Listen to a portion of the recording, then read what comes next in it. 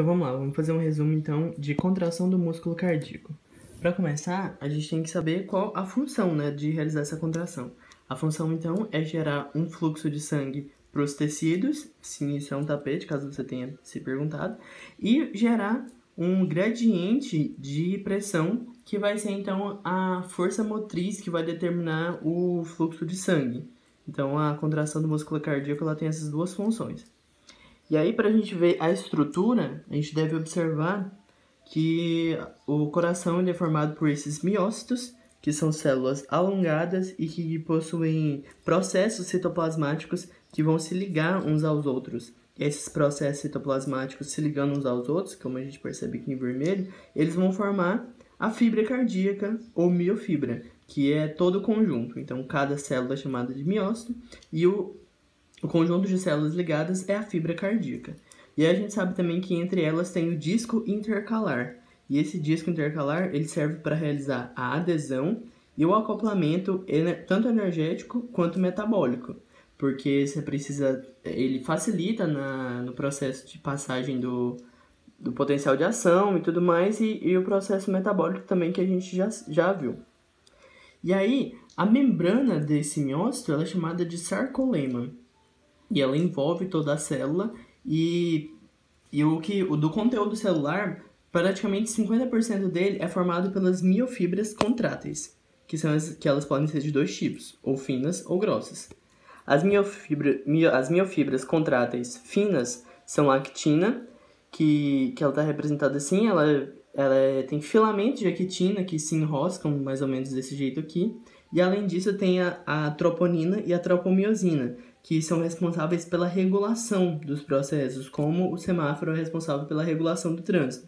Então, são proteínas de regulação. Já entre as miofibras contráteis grossas, nós temos a miosina, em que a sua cabeça globular ela fica voltada para a actina, e o que liga a miosina à linha Z, fazendo estabilidade para ela, é uma proteína chamada de titina. Além disso, no sarcolema a gente tem também os túbulos T, que são invaginações desse sarcolema, que fazem com que facilite a entrada de cálcio na célula. E eles ficam, por isso que eles ficam propositalmente perto do retículo sarcoplasmático. Agora vamos falar então do ciclo de contração e relaxamento que a gente pode perceber nesse esquema aqui. Nesse esquema a gente vê que desse lado o músculo está relaxado e desse lado ele está encurtado. O músculo não, as miofibras, né? Então a gente sabe que quando relaxado a gente tem a miosina ligada ao ATP e então acontece uma quebra sem geração de energia. O ATP ele vai ser quebrado em ADP e fosfato e vai ficar aqui perto da miosina mesmo. E depois, com isso, com a chegada do cálcio, o cálcio vai se ligar à troponina e vai acontecer os processos lá em que vai haver a liberação. A troponina e a tropomiosina estavam meio que protegendo a actina, a gente pode pensar assim, porque eles estavam escondendo o sítio de ligação da miosina com a actina. Com a chegada do cálcio, esse sítio de ligação é descoberto e a actina pode se ligar ao seu par romântico, a miosina aqui. E ficando então a miosina, a actina e a vela aqui, que é o ADP e o fosfato.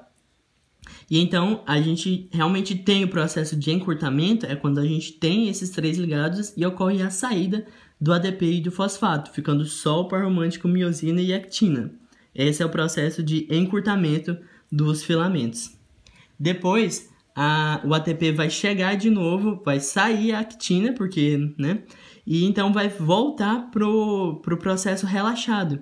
As miofibras vão ficar novamente relaxadas quando você tem a miosina com o ATP ligados, e assim constantemente.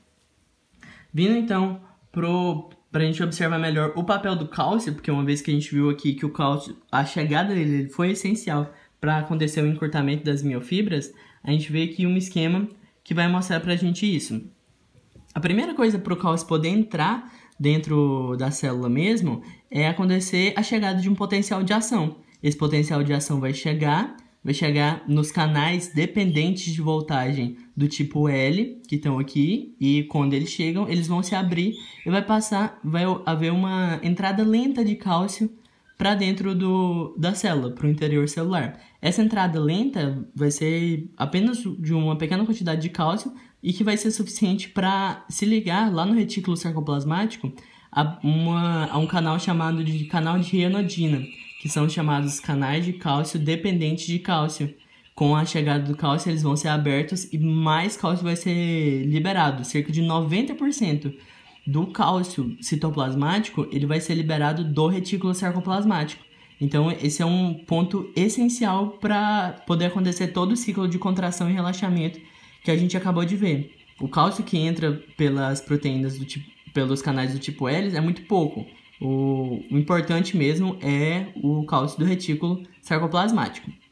Beleza, então a gente está cheio de cálcio dentro do interior celular. Como que esse cálcio vai sair? Ele vai sair por proteínas como a proteína cerca, que ela vai ser uma proteína que vai devolver o cálcio para o retículo sarcoplasmático, vai jogar ele aqui dentro de novo.